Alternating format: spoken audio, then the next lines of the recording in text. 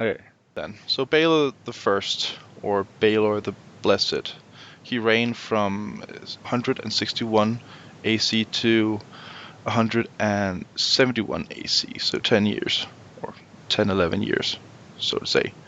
He was called the Blessed, of course, and also Baelor the Befuddled. His father was Aegon III, or the Unlucky. So Baelor the First was the ninth Targaryen king to reign on the Iron Throne as Lord of the Seven Kingdoms.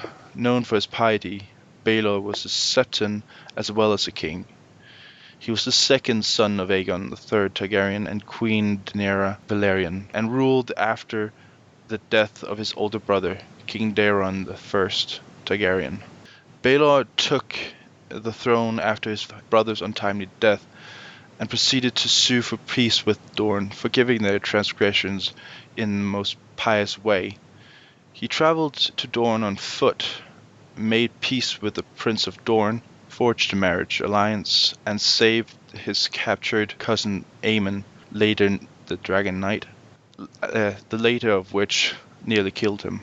A half year later, when he had finally recovered from his arduous journey and the snake bites, he proceeded to annul his marriage to the apparently total hottie, Dana, and locked her up with the rest of his banging sisters in the Maidenvault.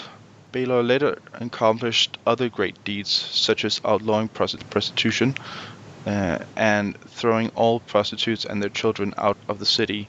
He also ordered the construction of the Great Sept of Baelor, forced the citadel to use doves instead of ravens, and gave tax exemptions to people who made their daughters wear chastity belts. He died after a 41-day-long period of fasting, and some even said that he had been poisoned by his uncle Viserys. The Great Sept of Baelor in King's Landing features a statue of him. So, in the book, does anyone remember which page it started on?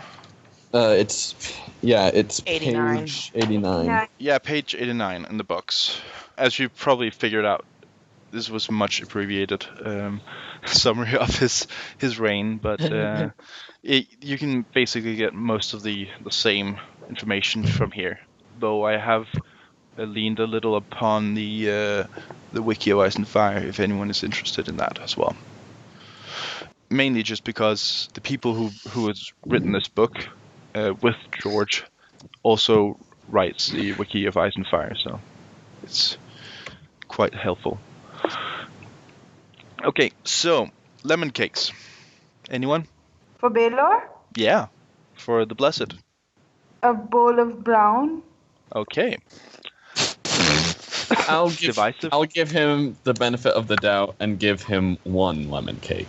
Okay. It's not a bowl of brown, but it is a lemon cake. So I'll give him like I just don't 2.5 like lemon religious cakes. Whoa! Half the lemon cakes are given to Baelor the Blessed? yeah. Yeah, well, I mean, I admire his conviction. Mm-hmm. And even though I disagree with what his convictions are, I think that doesn't necessarily outweigh how dutiful he was to his kingdom. I mean, yeah, sure, we all look at it as like, well, you're super crazy, but I mean, he did love the realm enough and thought that what he was doing was right, that he walked all the way to Dorne barefoot. Like, that's admirable to me.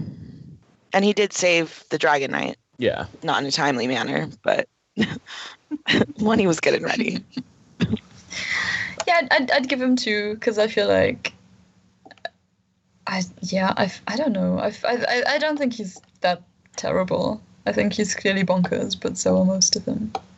Yeah, agreed. And I feel like He's compared definitely to some of the others, I really don't think he's one of the worst ones. No. I'd give him like 2 like date cakes instead of lemons, maybe. That's maybe a good option. He's kind of I don't know. He's got benefits, but hashtag not my king. He would probably say that lemon cakes are the devil's work and that we're all gluttonous. He wants Yeah, prune he wouldn't cakes. want any anyway. We should give him 5 lemon cakes because I think that would upset him. Give him all the lemon cakes, and he would just be, well, now I got to walk back to Dorne. We'll say we'll give him 7 prayers, 1 in front of each altar. Well, I don't know. I'll give him a lot. I think I'm up there as well, like 2 or 3, because a lot of the things that we hear about him is admirable in one or the other sense. I mean, how much willpower do you need to not fuck the sisters of his? Man, they're really hot. Have you seen the pictures?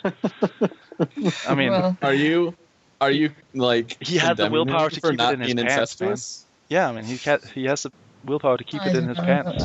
So Fantastic. But Good on he him. didn't have willpower, which is why he locked them up. It's tradition. it's tradition. Well, yeah, no, he did have the willpower, but he locked them up because he's like, they don't have the willpower not to fuck. but- Yeah, he So- was no Aegon where he busted one Yeah. out to screw her. He's like, no sex, stay in here. Yeah. I'm walking to Dorne. And also, he cracked down on prostitution and corruption. So he's like, he was draining the swamp. I have issues with that too, but we'll get to that. Yeah, well, at least he didn't try to build any walls.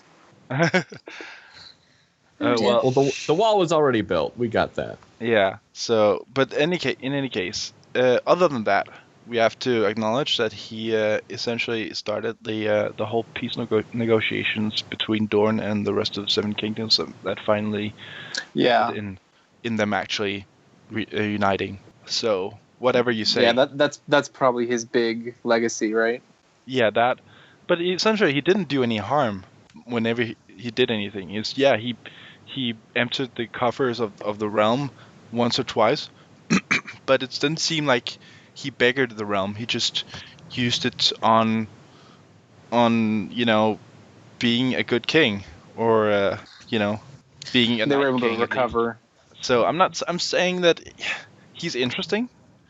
He has conviction. He's shown willpower, and he made one of the most lasting alliances, most fruitful alliances for the Seven Kingdoms to date. So Well, I'll give him He a didn't- 3, I guess. all right. Who was in charge of Baelor? I am. Okay. And I don't like him. The first thing I wanted to discuss was Baelor's journey to Dorne, which was the thing is his brother Daeron the dragon had spent a lot of money and a lot of men in trying to conquer Dorne, right? And he'd managed to take these hostages. And Baelor's decision to release the hostages is just, it makes no sense, because the thing with releasing hostages is, as Danny finds out, with having hostages, is that even though you might not want to kill them, but it kind of puts you in a weird position where you can't help them and you can't kill them either, because you form an attachment. But the thing is, if you don't hurt them, then there's no point in ever taking a hostage, and eventually the other side is not going to take you seriously enough because they know you're not going to hurt these hostages.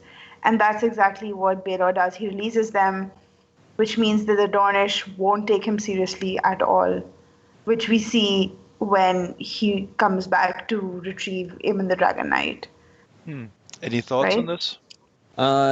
I feel like it's admirable that he was looking for peace with the Dornish, but he wasn't exactly the wisest negotiator when he gets rid of his hostages and then has to go in and save his cousin when the Dornish prove treacherous. But the thing is, he wasn't a negotiator at all. He didn't negotiate. He just gave up everything. Oh, yeah. Okay. Well, that just means he's even less of a negotiator if he didn't. Yeah, exactly. Yeah. He basically let Dorne go, which is, fine, because it was very difficult to, it was a very difficult place to keep because of how the common folk were reacting. But, I don't know, he just, it was stupid. I don't know. I completely disagree, though. I must say, I think that if there was a situation, if there was a point where anyone could release those hostages, it would be when there was a change of rule. I mean, it wasn't him that took the hostages; it was his brother. First of all, second of all, a lot of the problems with Dorne was that the hostages was like the people took offense with the Targaryens taking hostages. So that if he kept them, he would still have the ire of the people of Dorne. So when he releases them and walks all the way down with them, he's kind of showing that he's not the same person as his brother, and the war wasn't his, but he's ready to make amends and consolidate what has been wronged. I mean, that's it's not a show of force as some people might want, but it's definitely a show of diplomacy and negotiation skills, I would say. Diplomacy after his brother was killed under a peace banner. I mean, it's the war was his fault. It was his brother's fault. He chose to attack. It was his fault. It was his fault. But the thing is, when Baelor was going to Dorne, he didn't know if he was gonna get. They could have killed him easily. Yeah, that is a good point. But and Daeron didn't marry. He didn't have children. And if Baelor had, and Baelor almost did die, right, when he was bitten by all those snakes. So if he had died, it would again have been a very quick transition to another king, right, which would not have been. Which is not good for the realm. No, exactly. But Baelor never planned on having children, so he wouldn't have left himself an heir. He wasn't planning on doing that at all. Well, then that's also he's not doing his duty, so that's a negative too. After he was driven mad by all those snake bites. Was it though? I mean, are you completely sure that that's what did it? He only locked them up after he came back. Well, he immediately left, so I'm not quite sure how much time he had to do that before. I mean, right after what happened, he left with the hostages. It was not like he stayed at home for a while. No, he immediately released the hostages and left with them. So everything he had done that was done in the realm between his claiming of the throne and him getting back from Dorne was essentially Viserys' rule, not his. Well, he also married. He married a year before he took the throne and didn't consummate that marriage. Yeah. So he had no intention of producing an heir. No.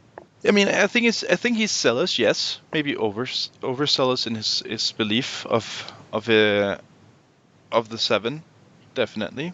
But I don't think his method of actually achieving peace was a wrong way of doing it. I mean, you can always seek revenge for whomever has slighted you, but if you want peace, somebody has to forgive something. I have to say.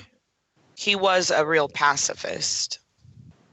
And not. Yeah, I'll give him that. He was dedicated to peace. But as a king, being completely dedicated to peace at all costs it's not gonna make you that good of a king. Well, that's the biggest problem with him, is that he ultimately wasn't dedicated to being the king. I bet he would have been devoted to the seven. Yeah, he would have been. If he had abdicated to Viserys, a lot would be different. And the one thing I don't like about him is I feel like he didn't necessarily want to be king. He clearly wanted to be a septon, but he wanted the power to control the way that the faith is run in their government and give more power to the church. So he keeps the crown. But anyone else would have been like, I really have no interest in this. I'm going to go on. And we've seen that in other, not heir apparents, but we see it later where there's 5 sons and 4 of them are off doing their own shit because they don't have any interest or they're not capable. And neither was Baelor, but he wanted to be able to control the crown's relationship with the church. And that is selfish. And it didn't serve the kingdom necessarily. And Nadia's right, it could have gone down way differently and the realm could have bled for it. So if he was doing the appropriate thing, he could have abdicated straight to Viserys, bypassing his brother. Or, I mean, not anything to keep Aegon off the throne, I think. Basically, his concern wasn't ruling at all. It was just Right. Yeah, it was the 7 basically. But the thing I just wanted to say that if Baelor did lay the grounds for the eventual joining of Dorne with the rest of the 7 kingdoms. When he decided the betrothal for Daeron II and the daughter of the Prince of Dorne. So I guess he did something. I mean, Anything else? And he tries to outlaw prostitution. I think that's a good thing. I personally feel like prostitution is the oldest business in the world, and you should be able to do with your body what you want. But unfortunately, that's not always the way prostitution works. No. A lot of times, people are forced into doing it against their will. But the thing is, he doesn't just outlaw prostitution. He turns out all the prostitutes and their children out of the city, right? Most of the women who are prostitutes, they're not prostitutes out of choice. Exactly. And Yeah. and it's not the for their plots. Yeah. But what is he gonna do? He's gonna re-educate them, or what?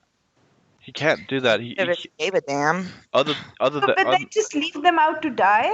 But I feel like there's enough jobs they could do without much education. You don't need to be very educated to. Right. I don't know. I mean, there's options. So. And how much assloads of money did the Sept of Baelor cost? He could have used that money and just built himself a little hut. If he was so pious as he seems, he would have been closer to the High Sparrow than what he ended up being. Well, I don't think it was his idea to make the Grand Sept. I think that maybe he was influenced. No, yeah, well, it was. He was. Yeah, he was the one who started. He got a vision, right? But it was his project. Yeah. Yeah, but I think he might have also tried to, make some French friends over in the Sept, because the Targaryens had up until then been not very friendly with the church itself because of and the rumor was that he originally wanted to build a roof over the whole city and make the whole city a Sept, so it was actually pretty modest. Yeah.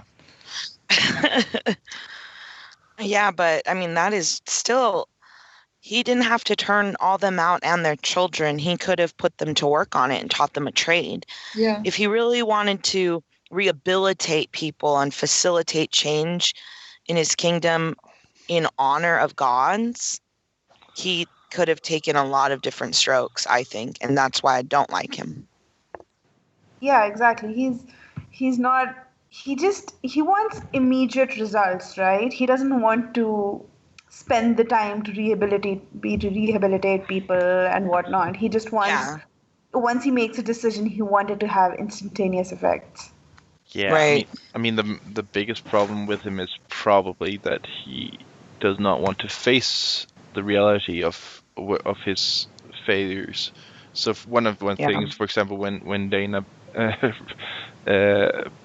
gives birth to a child while still in the Maidenvault, he can't. That's kind of what spurs him on to making that fast that kills him, and that's essentially because he can't face the dishonor of, or maybe not the dishonor, the impurity of one of his sisters who he has vowed to protect has been fouled by someone, and if he was at least somewhat wise to who Aegon was, Aegon IV was, he would probably also figure out that she was probably the one behind it. Right. So in that situation, his other sister cuts off her hair and begs him to be let out, and is willing to do anything that he asks to not be held prisoner, and she'll be as pious and honorable as can be, and he doesn't let her out. He doesn't let them marry anyone else. What is that? Yeah, I think that's just unnecessary. I mean, just because you want to protect their innocence doesn't mean you lock them up. I mean, right? Yeah. Well, and the person who really solidified the Dornish peace is Daeron II, and he did that through marriage. He could have married any 3 or all 3 of his sisters off to Dorne and made peace that way, Yeah. marriage is not outlawed by the 7. Yeah, and that would have solved his problem of not being tempted by them, because they would have been out of the way for him. So I don't. Yeah, that would have been the logical thing to do. And he had his own marriage with Dana dissolved, so he could have just married her off to somebody else too, so she wouldn't have had to. Right, I mean, in that society, I think that's actually the more like honorable thing for him to do, because he's rejected her, and that's like a deep shame in these kinds of societies, right?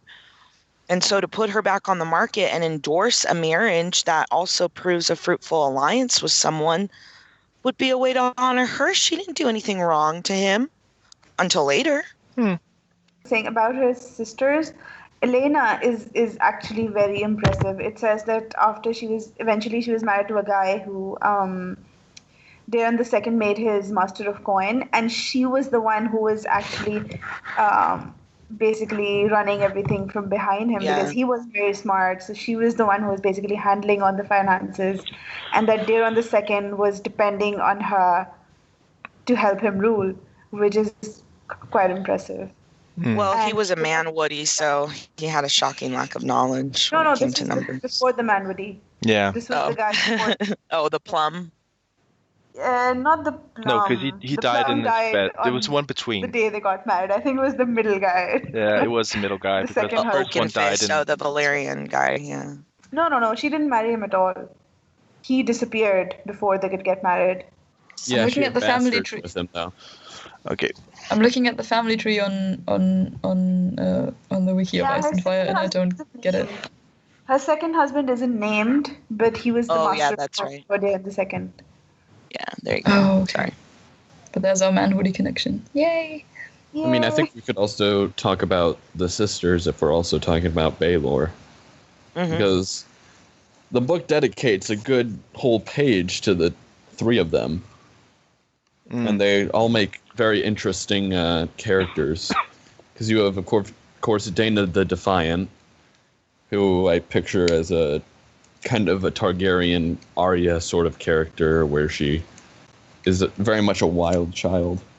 Yeah. Well, and she was like a great archer, and she could ride at tilts and whatnot. But yeah.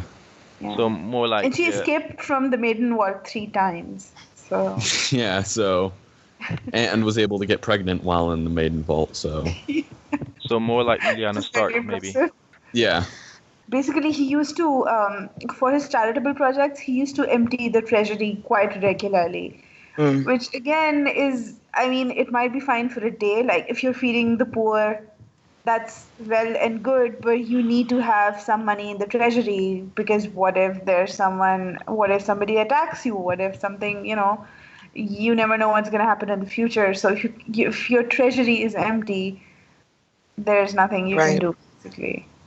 The mother will provide. It wasn't like he didn't set up an actual welfare program that was government sponsored. That's totally different than what he did.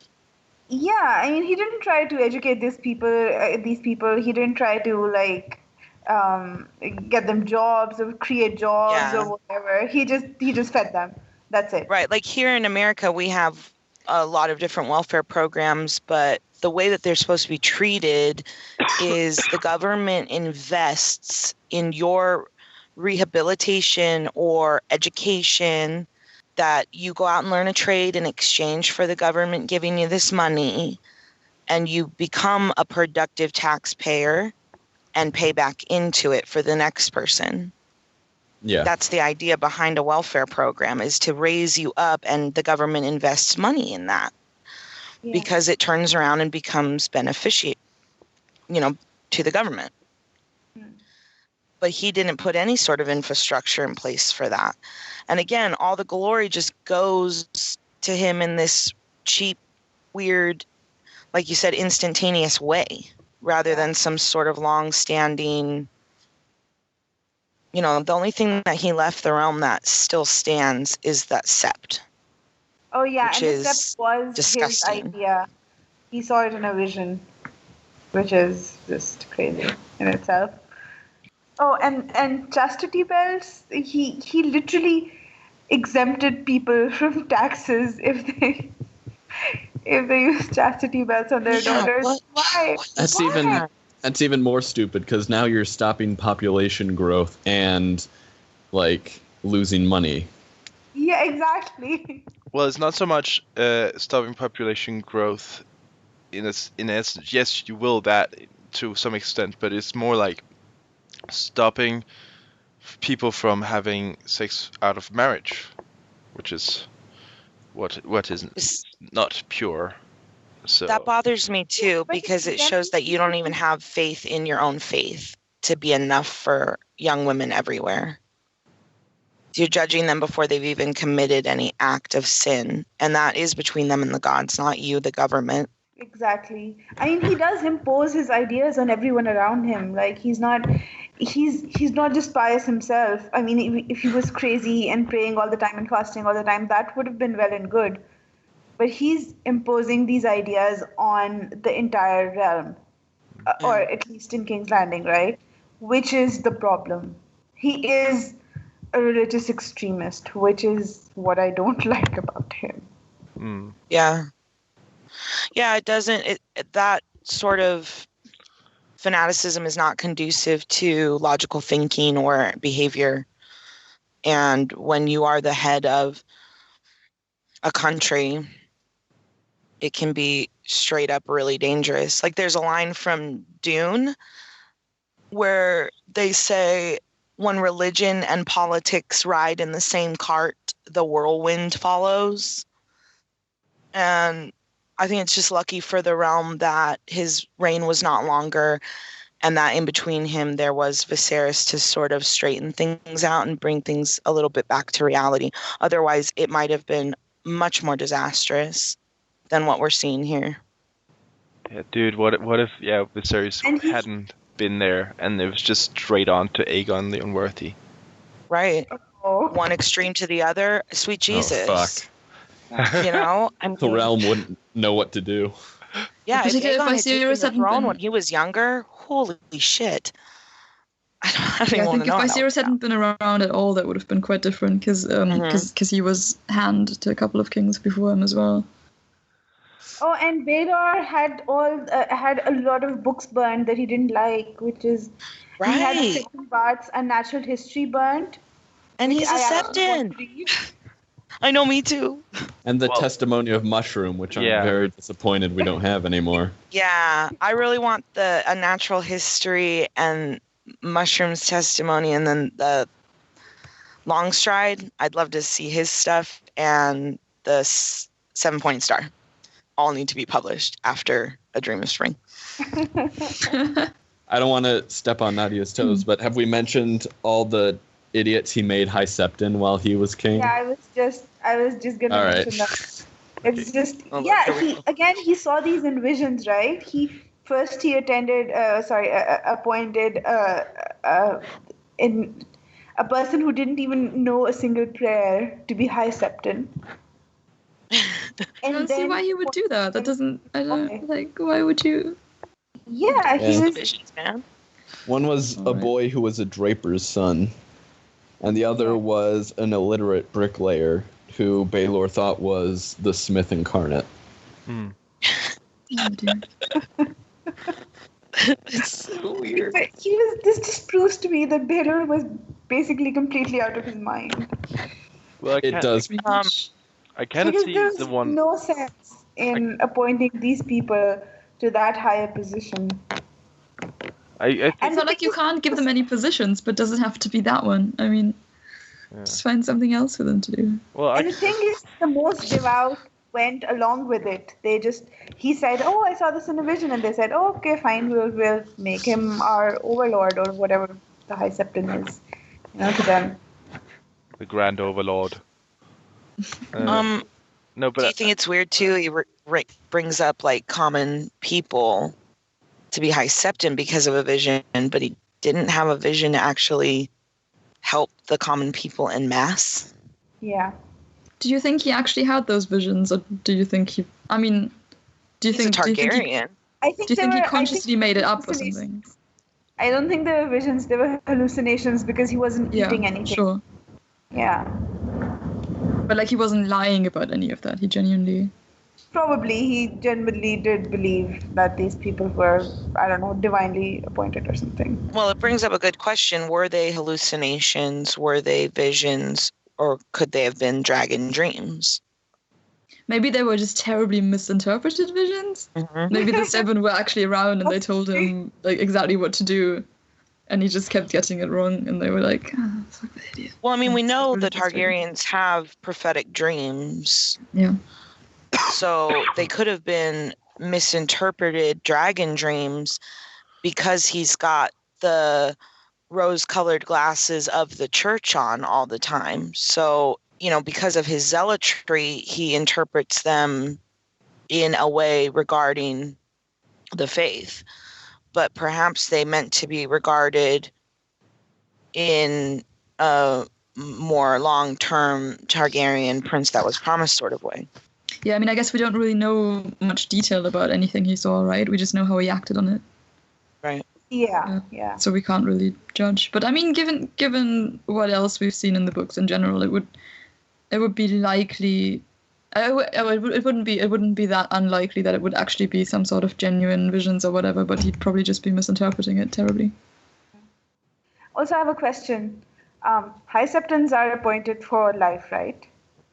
Probably. Yes, because Cersei had to kill Tyrion's High Septon to get a new one to be real. It's like the Pope, I guess. Yeah, the Right. Pope. So what happened? So do you think the 7-year-old Septon, High Septon, just kept eventually they just taught him enough so that he could be, a proper High Septon? Definitely. I don't think it. I mean, when you're 7-year-old, you can essentially be trained to become anything, right? Yeah. Essentially, you won't be the best if you don't have the talents for it, but you can still do your job if people train you right. So. Yeah, I mean, you can fly high, right? I mean, anyone can become an astronaut in Westeros. Yeah. Anyone can die at any time in Westeros too. Especially when Viserys is around. But if you're young and privileged, you can pretty much choose anything that you have your liking to. I mean, you've got the best education available to you, right? Yeah. Unless you have Randall Tarly as your father, then you only have one choice. Yeah. He could have become like a renowned chef or something, and that just wouldn't have worked out, I guess, for his father. No. Then he would have worked for another lord, which would have been would not have worked for Randall, I guess. But that's neither here or there. Anything else, Nadia? Just that Daemon Blackfire started causing problems as soon as he was born. Baelor basically died because he started fasting because Dana had a bastard. So. Yeah. But doesn't that mean that it's all? That's what killed him. Doesn't it mean that it's still all Aegon's and Dana's fault? Everything. Oh yeah, definitely. I was just saying that You're just blaming a baby, Nadia. How cruel of you. Yeah. Okay. So people of interest, just to round this off, then. Lord Will, whom we know. Yay or nay? Nay, because he's a dick, and he threw Aemon the Dragon Knight in a pit of snakes even after peace was established. Well, he didn't throw him in. He kind of just lifted him. Sorry, he put him in a cage, suspended naked over in a snakes. cage, exposed to the elements. Yeah, but he didn't actually throw him in the pit of vipers. Same difference. But I think I pretty much agree. Nay for that one. How about Prince Aemon the Dragon Knight? Yay, all the way. Yay. I think this guy begged his king to go away and not rescue him, but Baelor was too stupid to listen. Then Dana the Defiant. Yay, I'll go. Yay, I think she's cool. Yeah. Yeah. She's okay. She's hot. Yeah. So we have Viserys second. Yeah. Yay. Yay. Yay. Okay. And Rhaena, whom we only hear a little about. I'll Yeah. go with yay because she just seems like a nice person and genuinely And she wanted to be a eventually septa. did what she wanted. Yeah. Yeah. And Elena? Yeah. She's my favorite Right. Yeah. because she may not be as pretty as Dana, but she's just as defiant and she's super intelligent. Yeah. I wrote in my notes that Amazing. I was kind of like, who are they, man? I was looking at the pictures and thinking, why isn't she? What's wrong with her? Since I can't see what's wrong with her since she's not as beautiful as the others. I don't know. Maybe it had been when she had cut off her hair to spite her brother. I really liked her just because of the life she led. She had bastards with Alan Valerian, Jane and John Waters, who eventually founded the minor house of Longwaters, which was pretty cool. She married Ossifer Plum, and supposedly when he saw her naked body, he had a heart attack and keeled over. It's not a bad way to go out, I guess. He then married Ronald Penrose, who was Darren II's Master of Coin, but she did his job for him. Oh, And then where'd you learn Penrose? It's on the wiki of Ice and Fire. It's Ronald Penrose.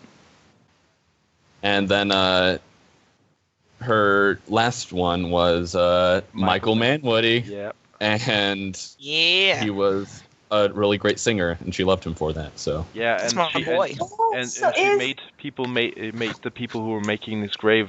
She made them put a harp instead of a sword and stirrups. Yeah, that's nice. Yeah, and she's also supposedly ancestor of Brown Ben Plum. And Courtney Penrose, who I love. So. And that's Courtney nice. Penrose, yeah. Yep. The French guy. The French guy. And one of the guards, who's the chief under jailer of the Red Keep, is Renifer Longwaters, and he talks with Jamie, and then talks about how he has dragon's blood in him. Oh, that's interesting. To which I'm pretty sure Jamie has like a smart like quip after that, because he's like, she gave their son the bastard name of Waters in honor of his father, and he grew up to be a great knight, as did his own son, who put the long before the Waters, so men might know that he wasn't basely born himself. So I have a little dragon in me. And Jamie replies, yes, I almost mistook you for Aegon the Conqueror. Well, I love Jamie. So how about Aelin Valerian? Oh, Alan? Yeah, Aelin. Oakenshield, basically. Oakenfist. Oakenfist, sorry. Not the Oakenshield. I look at it as I'm Alan. thinking Thorin. I'm like, I can't do this. Yeah, I do like the Valerians because we don't really get to see like a competent nautical sea power in the present day, because we just have the Red Winds, who Paxter's an idiot. But to see like a family who are renowned for being mariners and good with tactics at the height of their power, they're probably one of my favorite houses, and I'm just kind of sad they're not very relevant anymore. Yeah. Also, yay for him. And Alan and his brother are very impressive anyway. They were both in Princess and the Queen, I think. Yeah. Yeah. Well, they're technically both bastards. Because, Well, yeah, but they were they were legitimized. Yeah. Okay, so we have Grand Maester Munken. Yeah, I don't know enough about him, so I'll just sure, yeah. He's learned. I'll allow it. And then we have, of course, Sir Michael Manwoody. We don't know much about him, but we have. Yay, Manwoody! Yay! Do we need to know more about him? Absolutely not. I mean, we'd love to. Cool. He's one of us. Loved him. Elena loved him, and we trust her judgment. So. Yeah. And he's a Manwoody, so. Yeah. Yeah, and he's into music. I like music. Yeah. Yeah, we could totally be bros. Absolutely.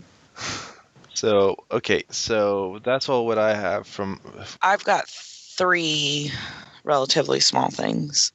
Number 1, if you turn to the page in the World Book that is 100, and it's the beginning of Daron II, and it's showing a picture of him and I guess the Princess Summerhall laying a wreath, or no, his brother-in-law laying a wreath at the statue of Baelor. Yeah, I mean, where the hell did this statue come from? And first off, that is not. I swear to God, that is not Baelor. If anything, that's got to be Daron the First. That Right? does Yeah, not that's look got to like be Baelor. Daron the First, or Viserys maybe. Because There's no way that's no one would ever put a sword in Baelor's hand, whether in a not even statue him, or right? him. Because he's like, And he's in mail. killing. Like Yeah. he's in armor. He's got gauntlet and greaves on. Like what the hell? Yeah, I just have to say this was approved by George. So Come on, George. suck it, guys. Hashtag not my author. This caption when I read this before, and I just thought this was a picture of Daron II. Hmm? But it I isn't. definitely the thought First it was season? Daron the First or Viserys the Second. I'm like, oh, Daron the First. They're laying old grievances aside. No, apparently it's Baelor. That's bullshit. Yeah, that was pretty. It's weird. So weird. What was the other So, one? anyways, so that was one. The bit about him replacing the ravens with doves out of the Citadel. That would epic fuck up failure. communication so much. But isn't doves Such a ridiculous thing to do. isn't doves is almost the same thing as pigeons? I think it would No, probably. but they're not as smart as pigeons. I mean, we don't know. And but even just having to replace them, if you already have the ravens, you'd still have to train the doves, regardless of how well they'd actually perform once you trained them. Right. And it would Yeah. take a It lot just seems like longer such a- than to train such a- ravens. Inefficient, Well, dumb thing to do. And they're Why would white, so everyone's going to think winter is coming. Oh, that's also true. Yeah, where would you find a black dove to, You just connect? say you're Train bitching. them. The Starks get it, and they're like, man, our words keep getting more and more relevant, it seems. Yeah. Doves are good for magic tricks, but they are not great communicators. And that is just awful. And why? It doesn't even say why he did that. It's so stupid. Because I mean, probably some religious crazy. there symbolism. is actually a stuff, right? reason, and it was because there's You always see it in a been vision. yeah. Also, it's bad luck. It's they bring this harbinger of bad luck. So let's Whoa. just Whoa, move whoa. on to the last one. Yeah. Well, I don't know if you want to talk about it, but when I read this, sometimes I kind of draw a parallel to Queen Elizabeth I, just a little bit in the fact that, he decided not to marry, and so did she, and she, was married to God in a way, married to herself. She said she was married to God, but she's just like, none of these boys are matching up for me, so I'll just Yeah, be not that they were as pious as each other or anything, but just it sort of is a little reminiscent of that for me. We Only don't really to have to get into it. I would say only to a certain extent, because she was also like Yeah. very very execution-y. and she was Right. also very let's fuck up the Spanish. Yeah. She wasn't I wasn't a nice person, a pacifist, I would say. Yeah, not that they're the same, just that one aspect of their Okay. rule, it seemed very similar. Just if we were to compare to real world history, that was what I could think of. Can I just ask, Hannah, how would you still rate, has your lemon cake rating changed? Maybe Could you I'd go sound more- down to a could- 2. Because you've started to sound more negative throughout the discussion. Yeah, the more I think about it, he was definitely not a good ruler, but I'm not going to say for, he was a bad person. yeah, like for a teenager to take the throne in what is very arguably a bizarre world with bizarre, inbreeding techniques and things, I'd say that I cut him a big break because I feel like he did what he thought was right, and he Mhm. did stick to it, and the same cannot be said about a great many Targaryen kings That's true. or their family members. So I definitely don't think he's the worst, but I think for all the positive things about him, he could have done a lot better, and that's a huge disappointment. So would you still say 2.5 lemon cakes, or would you? Maybe 2. Okay, all right. You know, sure. He's probably, there's probably some pope that he's closer to than Queen Elizabeth. I was just thinking too, like Pius the 9th or 10th or something.